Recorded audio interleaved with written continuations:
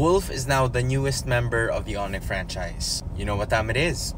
Hands in. Tama kayo nang nakikita. Since na-release si Wolf sa TNC Pro Team, he is now gonna be working as a data analyst para sa Onyx franchise. Nakita ko kasi may dalawang logo eh. Hindi lang ng Onyx ID, hindi yung Onyx Philippines, kasama din dun. So this could probably mean that he's gonna be working with both of the teams. Kasi data analysis yung gagawin niya. And I'm wondering, honestly, if there is a difference or is this a totally different job compared sa pagiging analyst. Kasi diba nakikita natin analyst. Like may nakikita tayo before na mga name tags or like yung position nila is analyst lang. Walang nakalagay na data. So I think ang magiging role ni Wolf dito, depende kung bago to, is to interpret the data that's coming by the tools that he has. A few seasons ago, diba nakita natin yung Wolf Index? Siya may gawa nun. May mga graph, may mga charts, everything that was there. He's one of the pioneers who did that here in the Philippines. Kaya malaking bagay na magagamit din talaga ng Onyx, whether it's Indonesia or the Philippines. And I really feel like this is a good step for him.